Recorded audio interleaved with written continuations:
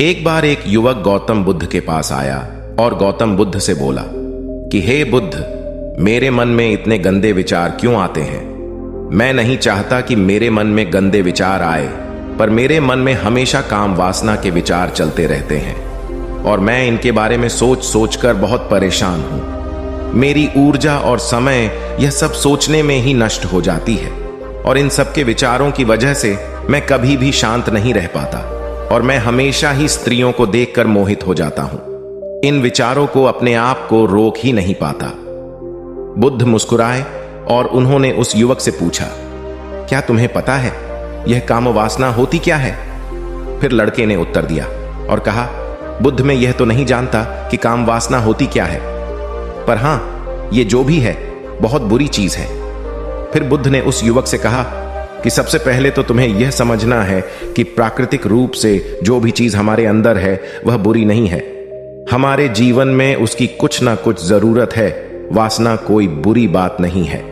यह तो हमारे मन की एक भावना है जो हमें किसी ना किसी चीज की कमी का एहसास करवाती है और फिर हम उस चीज को पाने के लिए उस चीज की तरफ आकर्षित हो जाते हैं। जैसे अगर तुम्हारे पास धन की कमी है तो तुम में धन पाने की वासना उत्पन्न हो जाएगी।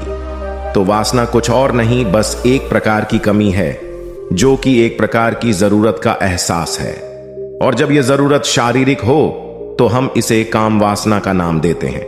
युवक ने गौतम बुद्ध को कहा कि बुद्ध, मुझे काम वासना का मतलब तो समझ में आ गया, पर आप मुझे यह बताइए कि यह आती कहां से है और कैसे आती है।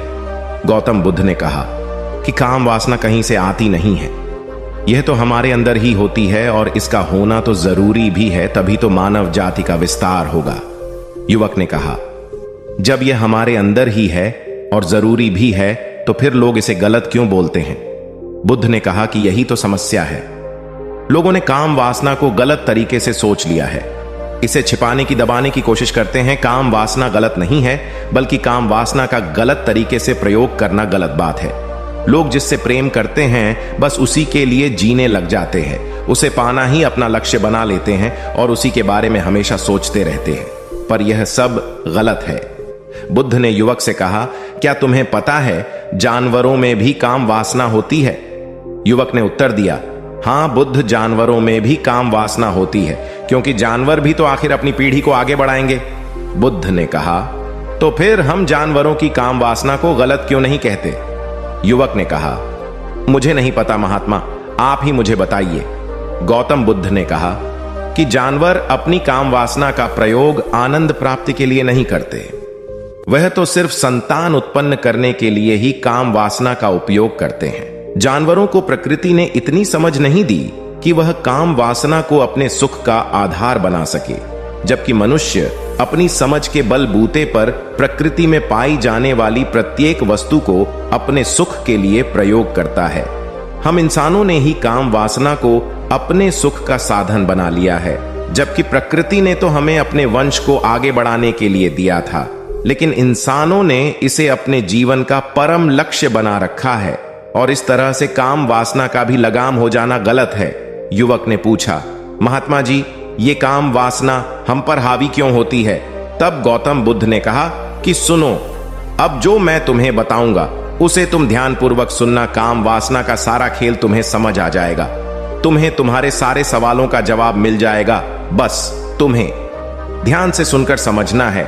एक बार की बात है, एक आश्रम में गुरु और उनके शिष्य रहा करते थे, जो रोजाना आश्रम के बाहर स्थित गांव में भिक्षा लेने के लिए जाते थे। उस आश्रम का एक शिष्य जिस गांव में भिक्षा लेने जाता था, उस रास्ते में एक नदी पड़ती थी। एक दिन उसने देखा कि एक लड़का पेड़ के पीछे छिपा है। वह उस लड़के के पास गया और उससे जाकर बोला, भाई, तुम इस पेड़ के पीछे छिपकर क्या देख रहे हो? लड़के ने कहा, अरे तुझे नहीं दिख रहा कि मैं क्या देख रहा हूं? तब शिष्य ने नदी की तरफ देखा तो वहां पर कुछ लड़कियां पानी भर रही थीं। वो लड़कियां 14-15 साल की होंगी। तब उसने उस लड़के से कहा, अरे भाई, वहां पर तो लड़कियां पानी भर रही है, इसमें छिप कर देखने वाली क्या बात है? तब वो लड़का शिष्य की तरफ देखकर उससे कहता है, अरे पागल, तुम्हें दिखाई नहीं दे रहा कि कैसे यह परियां नदी से पानी निकाल रही है? जरा उनकी अदाओं को तो देखो, उनके कोमल शरीर को देखो, उनकी पतली कमर को देखो, और उनके बाल उनकी कमर पर कैसे लहरा रहे हैं, मानो सुंदरता बिखरी पड़ी हो। शिष्य ने फिर नदी की तरफ देखा और इस बार वह इससे देखता ही चला गया। उसे किसी भी बात का कोई डर नहीं था, लेकिन अब वो छिपने लगा और उन लड़कियों को देखने लगा। और जब वो छिपकर उन लड़कियों को देख रहा था, तभी वह अचानक अंदर से कांप गया और उसने कहा कि यह मैं क्या कर रहा हूं, मैं जो कर रहा हूं वह सही नहीं है, मुझे यहां से चले जाना चाहिए। और फिर वह जल्दी से वहां से चला गया। वो आश्रम पहुंच जाता है। आश्रम जाकर वो अपने कार्यों में लग गया, लेकिन जो अब भी वह देख कर आया था वहीं उसकी आंखों के सामने बार बार आ रहा था। उसके मन में वही दृश्य चल रहा था। उसके मन में वही सब कुछ देखने के लिए लड़ाई हो रही थी। उसका किसी भी काम में मन नहीं लग रहा था। सुबह होते ही वह रोज जल्दी ही भिक्षा के लिए आश्रम से निकल जाता और उस नदी के पास वाले पेड़ के पास जाता, और जहां पर वह लड़का पहले से मौजूद रहता था, उस लड़के के साथ मिलकर लड़कियों को छुप छुप कर देखता था। अब वह रोज ऐसा करने लग गया। यह उसके रोज का काम हो गया। अब उस शिष्य का मन किसी भी काम में नहीं लगता था। वो हमेशा ही किसी ना किसी प्रकार के विचार में उलझा रहता। वो आश्रम के कार्यों को भी ठीक ढंग से नहीं कर रहा था। न वो ठीक से सो पाता था और न वो ठीक से खाना खा पाता था। उसका मन बेचैन सा रहता था। उसका मन बार बार उन लड़कियों के सौंदर्य को देखने के लिए तरसता था। जब गुरु शिक्षा देते तब भी उसका मन कहीं और विचारों में खोया रहता था। गुरु ने अपने शिष्य की इन हरकतों को जान लिया था। तब एक दिन गुरु ने शिष्य को अपने पास बुलाया और कहा कि आज से मैं भी तुम्हारे साथ भिक्षा मांगने चलूंगा। तुम और मैं साथ साथ भिक्षा मांगने चलेंगे। तभी शिष्य गुरु को मना करते हुए बोला, नहीं गुरुदेव, आप परेशान क्यों हो रहे हो? मैं अकेला ही ठीक से भिक्षा मांग सकता हूं। गुरु ने शिष्य से कहा कि ठीक है, तुम अकेले ही भिक्षा मांगने जाओ। शिष्य तुरंत वहां से भिक्षा मांगने के लिए निकल गया। उसके जाने के बाद गुरु भी आश्रम से निकल गए और शिष्य का पीछा करने लगे कि वो कहा जाता है, किससे मिलता है। यह सब देखने के लिए उसके पीछे पीछे चलने लगे। थोड़ी दूर जाने के बाद गुरु ने देखा कि उनका शिष्य एक लड़के के साथ एक पेड़ के पीछे अपराधी की तरह छिपा हुआ है और छिपकर कुछ देख रहा था। गुरु भी अपने शिष्य के पीछे जाकर खड़े हो गए कि आखिर उनका शिष्य क्या देख रहा है, जिसे देखने के लिए वो पेड़ के पीछे अपराधियों की तरह छिपा पड़ा है। गुरु ने देखा कि उनका शिष्य पेड़ के पीछे छुपकर लड़कियों को देख रहा था जो कि नदी से पानी भर रही थी। तभी गुरु ने शिष्य को कहा कि तुम क्या देख रहे हो? अपने गुरु की आवाज सुनकर वह शिष्य घबरा गया और उसके पसीने छूटने लगे। वह थर थर कांपने लगा, जैसे किसी चोर को चोरी करते समय रंगे हाथों पकड़ लिया हो। उसकी हालत खराब हो गई। वो कुछ भी नहीं बोल रहा था। उसके मुंह से कुछ टूटे फूटे शब्द भी बाहर निकल रहे थे। वो अपने गुरु से नजर भी नहीं मिला पा रहा था। गुरु ने शिष्य की तरफ देखा और कहा कि मेरा शिष्य तो निडर था, उसे तो किसी भी चीज का डर नहीं था, लेकिन यह क्या, तुम तो डर के मारे कांप रहे हो। शिष्य ने गुरु से कहा कि मुझे माफ कर दो गुरुदेव, मेरा इसमें कोई दोष नहीं है। उस लड़के ने मुझे बहका दिया था, लेकिन आपसे मैं वादा करता हूं कि आज के बाद मैं ऐसा कभी दोबारा नहीं करूंगा। मुझे माफ कर दो गुरुदेव। गुरु ने शिष्य से कहा कि कोई बात नहीं, पर इस बात का तुम ध्यान रखना कि हम जैसी संगति करते हैं वैसा ही फल हमें प्राप्त होता है। उसके विचार हमारे अंदर प्रवेश करते हैं, इसीलिए अच्छी संगति करो जिससे तुम्हारे अंदर अच्छे विचारों का प्रवेश हो। फिर गुरु और शिष्य आश्रम लौट आए और फिर से आश्रम के कार्यों पर ध्यान देने लगे। उसने उस रास्ते को छोड़ दिया और दूसरे रास्ते से जाने लगा। वो अपने काम को ध्यान से करता, लेकिन धीरे धीरे उसके अंदर क्रोध उत्पन्न हो गया और फिर वो दूसरों पर क्रोध करने लगा और बेचैन रहने लग गया। अब वो सही समय पर भोजन भी नहीं करता था। वो भोजन भी बहुत कम खाता था। एक रात गुरु शिष्य के पास आए और उसे बोले कि अब तक तुमने कितनी बार अपना वादा तोड़ दिया। यह सुनकर शिष्य अपने गुरु के चरणों में गिर गया और रोने लगा। रोते रोते ही उसने गुरु से कहा कि गुरुदेव, मैं कई बार अपना वादा तोड़ चुका हूं, फिर वादा कर लेता हूं, लेकिन हर बार मैं वादा तोड़ देता हूं। मेरा मन मेरे नियंत्रण में है ही नहीं। मैं बहुत कोशिश करता हूं कि मैं अपने मन से सारे बुरे विचारों को निकाल डालूं, लेकिन मैं चाहकर भी ऐसा नहीं कर पा रहा हूं। फिर गुरु ने शिष्य को कहा कि चलो मेरे साथ। गुरु शिष्य को आश्रम के बगीचे में लेकर गए और शिष्य से कहा कि देखो, यहां पर कुछ नालियां बनी हुई है जिससे नदी का पानी इन पौधों तक आ रहा है और यह पानी एक निरंतर भाव से बह रहा है। क्या तुम इस पानी के बहाव को रोक सकते हो? शिष्य ने कहा कि हाँ गुरुदेव, मैं इस बहाव को रोक सकता हूं। फिर शिष्य ने मिट्टी उठाकर उस नाली में डाल दी। वो पानी थोड़ी देर के लिए रुक गया और फिर थोड़ी देर बाद उस मिट्टी के ऊपर से पानी बह गया। गुरु ने शिष्य से कहा, अरे ये क्या, ये तो पानी रुका ही नहीं। फिर शिष्य ने कुछ कंकड़ पत्थर उठाकर उस नाली में डाल दिए और फिर थोड़ी देर के लिए पानी रुक गया। लेकिन फिर थोड़ी देर बाद ही उन कंकड़ पत्थर के ऊपर से पानी निकल आया। फिर गुरु ने कहा कि यह क्या हुआ, पानी तो फिर से बह गया। तुम तो बोल रहे थे कि तुम इसे रोक दोगे। क्या हम किसी काम को रोकना चाहे तो क्या हम उसे रोक नहीं सकते? तब शिष्य ने कहा, कोई बात नहीं गुरुदेव, मैं इस पानी को तो आपको रोक के दिखाऊंगा। वह फिर से एक बड़ा सा पत्थर लेकर आया और उसे नाली पर डाल दिया और पानी रुक गया। तब गुरु से कहा कि देखा गुरुदेव, मैंने कहा था ना कि पानी को मैं रोक दूंगा। मैंने पानी को रोक दिखाया, आपकी बात मैंने पूरी कर दी। गुरु मुस्कुराए और बोले, अच्छा जरा ध्यान से देखो, पानी रुक गया। क्या वो तो पीछे की नाली तोड़कर बाहर आ गया और अगल बगल से बह रहा है, और ध्यान से देखो इस पत्थर को आगे भी आ गया और ये पानी अपना रास्ता बदलकर फिर से आगे की तरफ बह जाएगा। और फिर थोड़ी देर बाद ऐसा ही हुआ। फिर गुरु ने शिष्य को समझाया कि तुम्हारे साथ भी तो ऐसा ही चल रहा है। तुम बार बार प्रयास कर रहे हो, बड़े से बड़ा प्रयास कर रहे हो, पर हर बार तुम्हारा प्रयास टूट रहा है और यह हमेशा टूटता ही रहेगा। तुम कितना भी बड़ा पत्थर रख लो, लेकिन पानी तो अपना रास्ता बना ही लेगा।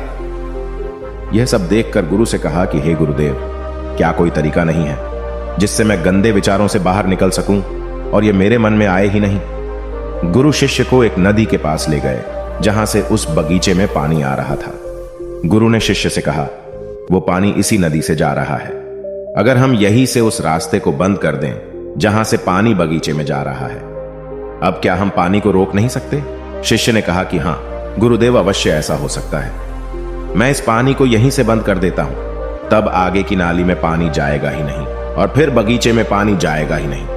फिर से नदी से जाने वाले रास्ते को बहुत मेहनत करके पत्थर और मिट्टी डाल डालकर बंद कर दिया और गुरु से कहा कि गुरुदेव, मैंने पानी को बंद कर दिया है, अब यह पानी बगीचे में जाएगा ही नहीं।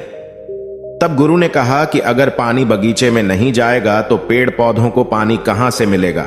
उन पेड़ पौधों को तो पानी की आवश्यकता है, और उन पेड़ पौधों में कुछ पेड़ पौधे तो ऐसे हैं जिनको रोज पानी की आवश्यकता है। वह तो मुरझाकर मर ही जाएंगे, उनका क्या होगा? पानी तो हमें खोलना ही होगा। शिष्य ने गुरु की बात सुनकर वापस नदी से जाने वाले पानी का रास्ता खोल दिया। तब गुरु ने शिष्य से पूछा कि अगर हम इस नदी के पूरे पानी को बगीचे की तरफ मोड़ दे तो क्या होगा? तब शिष्य ने जवाब दिया कि गुरुदेव, वहां पर जितने भी पेड़ पौधे हैं वो गलकर नष्ट हो जाएंगे, वहां पर कुछ नहीं बचेगा। फिर गुरु मुस्कुराए और बोले, तुम इस बात को समझो कि हमें किसी भी चीज को रोकना नहीं है, बस हमें हमेशा संतुलन बनाए रखना है। कम पानी से भी पौधे नष्ट होते हैं और ज्यादा पानी से भी पौधे नष्ट होते हैं। हमारा जीवन संतुलन से ही चलता है। गुरु ने शिष्य से कहा कि अगर मैं तुम्हें कहूं कि तुम आम के बारे में मत सोचो तो तुम्हारे मन में सबसे पहले किसका चित्र आएगा? शिष्य ने कहा कि गुरुदेव, मेरे मन में तो पहला चित्र आम का ही आएगा। गुरु ने कहा कि जब हम गंदे विचारों को जबरदस्ती रोकने का प्रयास करते हैं तो वह और मजबूती के साथ हमारे अंदर प्रवेश करते हैं और ज्यादा हमारे अंदर उठते हैं। इसीलिए हमें उन्हें कभी भी दबाने की कोशिश नहीं करनी चाहिए। फिर गुरु ने शिष्य को जाते हुए कहा कि हमारे गंदे विचार बुरे लोगों की संगति करने की वजह से भी आते हैं। कई बार क्या होता है कि कामुकता हमारे अंदर होती नहीं है, लेकिन कुछ अश्लील लोगों के साथ रहने की वजह से यह हमारे अंदर हावी हो जाती है। फिर शिष्य ने कहा कि गुरुदेव, आप सही कह रहे हैं, मैं अपने मार्ग से भटक गया था।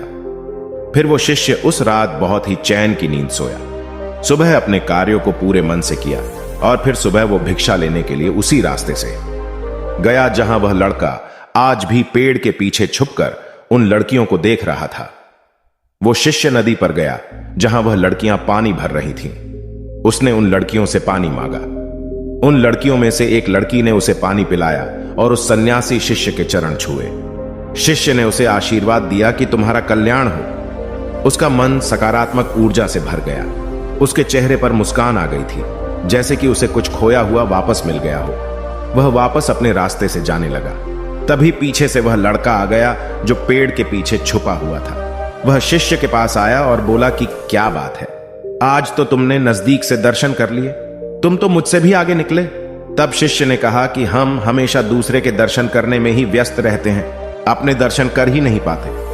तुम कब तक इस पेड़ के पीछे छुपते रहोगे? किसी को पसंद करते हो तो उससे बोल दो, अगर वो भी तुम्हें पसंद करती है, और शादी कर लो। पर उससे पहले तुम कुछ बन जाओ तथा अपने आप को पहचान लो। ऐसे अपना समय बर्बाद मत करो। फिर वह लड़का रोज उससे मिलने लगा और उस लड़के ने नदी पर जाना छोड़ दिया। और फिर वो लड़का अपने जीवन में कुछ बनने के लिए संघर्ष करने लगा। तो तुमने देखा संगति का असर क्या होता है। अपनी संगति बदलो, अपने विचार बदलो। बुद्ध ने युवक से पूछा कि क्या तुम्हें तुम्हारे सारे सवालों का जवाब मिल गया?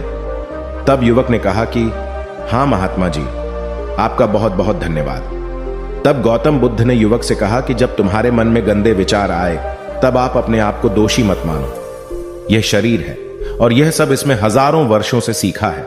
यह केवल तुम्हारे सोच लेने से, शपथ लेने से यह टूटने वाला नहीं है, लेकिन तुम्हारे पास वो शक्ति है और वो ऊर्जा है जिसका तुम्हें संतुलन बनाए रखने के लिए उपयोग करना है। तुम एक जीवित ऊर्जा हो जो कुछ भी अनुभव करने के लिए स्वतंत्र हो, जो कुछ निर्माण करने के लिए स्वतंत्र हैं। इसीलिए तुम अपने आप को पहचानो।